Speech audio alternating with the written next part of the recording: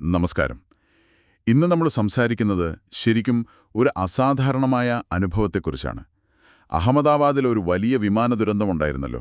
അതിന് നേരിട്ട് സാക്ഷിയായ ഒരു 17-കാരൻ ആര്യൻ അസാരി. അവന്റെ കഥയാണ് നമ്മളിന്ന് നോക്കുന്നത്. അതെ, വിമാന ദുരന്തം, ഒരു കാഴ്ചയുടെ ആഘാതം എന്ന ലേഖനത്തെ അടിസ്ഥാനമാക്കിയാണല്ലോ നമ്മൾ സംസാരിക്കുന്നത്. അതെ. അപ്പോൾ ആര്യന്റെ ആ ഒരു അനുഭവത്തിലൂടെ ആ സംഭവത്തിന്റെ ഭീകരത, പിന്നെ അതിനുശേഷം എന്തൊക്കെയാണ് ഉണ്ടായത് എന്നൊക്കെ അറിയാനാണ് നമ്മുടെ ശ്രമം. ശരിയാണ്. വിമാനങ്ങളെ ഭയങ്കര ഇഷ്ടത്തോടെ നോക്കിയിരുന്ന ഒരു കുട്ടി. അതെ, ഒരു ഹോബിയായി കൊണ്ടുനടന്ന കാര്യം.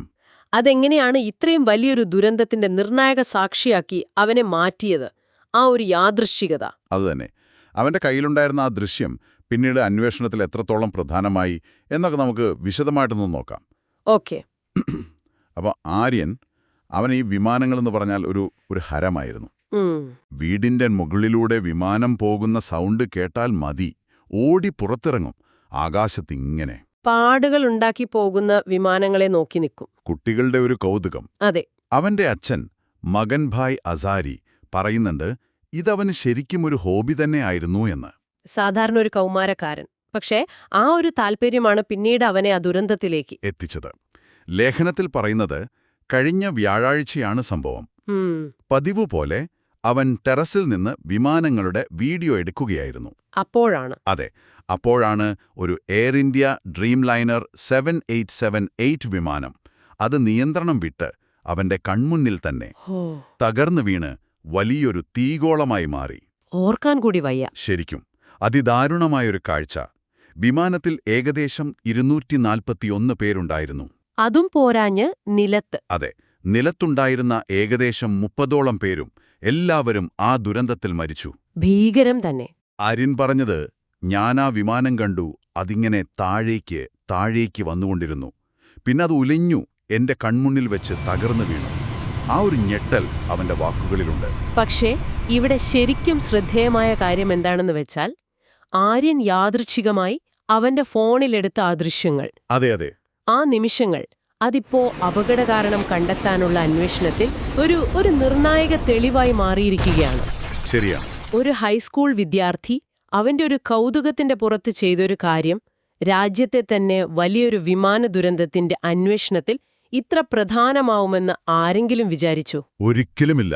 അതാണിതിലെ അപ്രതീക്ഷിതമായ ഒരു കാര്യം. പക്ഷേ ഈ വീഡിയോയുടെ കാര്യം പുറത്തു വന്നതോടെ ആര്യന്റെ ജീവിതം ആകെ മാറിപ്പോയി. അതെങ്ങനെ? വലിയ മാധ്യമ ശ്രദ്ധയാണ് അവന് കിട്ടിയത്.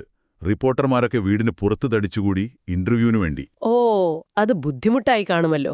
അവന്റെ അച്ഛൻ പറയുന്നുണ്ട്, അഭിമുഖത്തിനുള്ള റിക്വസ്റ്റ് കാരണം ഞങ്ങൾ ശരിക്കും പൊറുതിമുട്ടിയെന്ന്.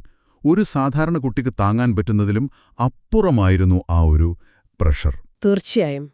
ഒരു വശത്ത് ആ കണ്ട കാഴ്ചയുടെ ഷോക്ക്, മറുവശത്ത് ഈ പെട്ടെന്നുണ്ടായ ഒരു പബ്ലിസിറ്റിയും അതിന്റെ സമ്മർദ്ദവും. ഇത് രണ്ടും കൂടി അവനെ മാനസികമായിട്ട് ശരിക്കും ബാധിച്ചു കാണണം. ബാധിച്ചു. അച്ഛൻ പറയുന്നുണ്ട്, ആ സംഭവത്തിന് ശേഷം അവന് കടുത്ത ഒരു ട്രോമയുണ്ടായി എന്ന്. പേടി കാരണം അവൻ ഫോൺ ഉപയോഗിക്കുന്നത് പോലും നിർത്തിക്കളഞ്ഞു. അപ്പോൾ അത്രയ്ക്ക് ആഴത്തിലുള്ളൊരു ആഘാതമുണ്ടായി. അതാണ് നമ്മൾ ശ്രദ്ധിക്കേണ്ടത്. വിമാനങ്ങളുടെ ശബ്ദം കേൾക്കാനും അതിനെ നോക്കി വീഡിയോ എടുക്കാനും അത്ര ഇഷ്ടപ്പെട്ടിരുന്നൊരു കുട്ടിയാണ്. ഇപ്പോ ആ ഓർമ്മകൾ പോലും അവന് പേടിയായി മാറിയെന്നത് ആ ആഘാതത്തിന്റെ ആഴം കാണിക്കുന്നുണ്ടല്ലേ? അതെ, ശരിക്കും. ഇവിടെ നമ്മളൊന്ന് ആലോചിക്കേണ്ട ഒരു കാര്യമുണ്ട്. ഒരാളുടെ ഏറ്റവും ഇഷ്ടപ്പെട്ട ഒരു ഹോബി, അതെങ്ങനെയാണ് ഒരൊറ്റ നിമിഷം കൊണ്ട് ഇത്ര ഭീകരമായ, ഭയപ്പെടുത്തുന്ന ഒരു ഓർമ്മയായിട്ട് മാറുന്നത്? ആ ഒരു മാറ്റം, അത് ആ കുട്ടിയുടെ ലോകത്തെ എങ്ങനെയായിരിക്കും സ്വാധീനിച്ചിട്ടുണ്ടാവുക? ശരിയാണ്. അവന്റെ കാഴ്ചപ്പാടുകളെ തന്നെ അത് മാറ്റിമറിച്ചിട്ടുണ്ടാവാം. ചിലപ്പോ ആ വിമാനങ്ങളോടുള്ള ഇഷ്ടം പോയതിനപ്പുറം ലോകത്തെ കാണുന്ന രീതി തന്നെ മാറിയിട്ടുണ്ടാവാം.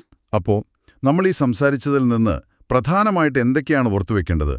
വിമാനങ്ങളെ സ്നേഹിച്ച ഒരു കൗമാരക്കാരൻ ആര്യൻ, അവൻ യാദൃച്ഛികമായി ഒരു ദുരന്തത്തിന് സാക്ഷിയാകുന്നു.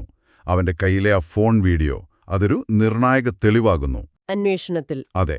പിന്നെ ഈ വന്ന മാധ്യമ ശ്രദ്ധ, സമ്മർദ്ദം, ഇതെല്ലാം അവനിലുണ്ടാക്കിയ ആ ഒരു മാനസികാഘാതം, ഒരു നിഷ്കളങ്കമായ കൗതുകം എങ്ങനെ ഭീകരമായ ഒരു ഓർമ്മയായി മാറി എന്നതിന്റെ ഒരു നേർസാക്ഷ്യമാണിത്. ഇതൊക്കെ നിങ്ങൾ ഓർത്തിരിക്കേണ്ട കാര്യങ്ങളാണ്. തീർച്ചയായും. ഈ അനുഭവം, ഇത് നമ്മളെ കുറച്ചുകൂടി ആഴത്തിലുള്ള ചില ചിന്തകളിലേക്ക് കൊണ്ടുപോകുന്നുണ്ട്. നിങ്ങളൊന്ന് ആലോചിച്ചു നോക്കൂ. ഇതുപോലെ ഒരു സംഭവം നേരിട്ട് കാണേണ്ടി വരിക, അതിന്റെ ഒരു ദൃശ്യം നമ്മുടെ കയ്യിൽ യാദൃച്ഛികമായി കിട്ടുക. ഇത് സാങ്കേതിക വിദ്യയോടും നമ്മുടെ ചുറ്റുമുള്ള ലോകത്തോടുമുള്ള നമ്മുടെ ഒരു ബന്ധത്തെ എങ്ങനെയായിരിക്കും മാറ്റുക? ശരിയാണ്. പിന്നെ അത്രയും നിർണായകമായ ഒരു തെളിവ് കയ്യിൽ വെച്ചുകൊണ്ടിരിക്കുന്നതിന്റെ ഒരു വൈകാരിക ഭാരം, അത് എത്ര വലുതായിരിക്കും? ചിന്തിക്കേണ്ട വിഷയമാണ്. അതെ, ഒരു ദുരന്തത്തിന്റെ പശ്ചാത്തലത്തിൽ നമ്മൾ അറിയാതെ ഒരു പബ്ലിക് ഫിഗറായി മാറുമ്പോൾ ആ ഒരു വ്യക്തി അനുഭവിക്കുന്ന മാനസിക സംഘർഷങ്ങൾ, അതും നമ്മൾ കണക്കിലെടുക്കണം. ഈ ചോദ്യങ്ങൾക്കൊന്നും ഒരുപക്ഷെ ലേഖനത്തിൽ നേരിട്ട് ഉത്തരമുണ്ടാവില്ല. എന്നാലും ആര്യന്റെ ഈ അനുഭവത്തിന്റെ വെളിച്ചത്തിൽ നിങ്ങൾക്ക് സ്വയം ചോദിച്ച് ചിന്തിക്കാവുന്ന ചില കാര്യങ്ങളാണിത്.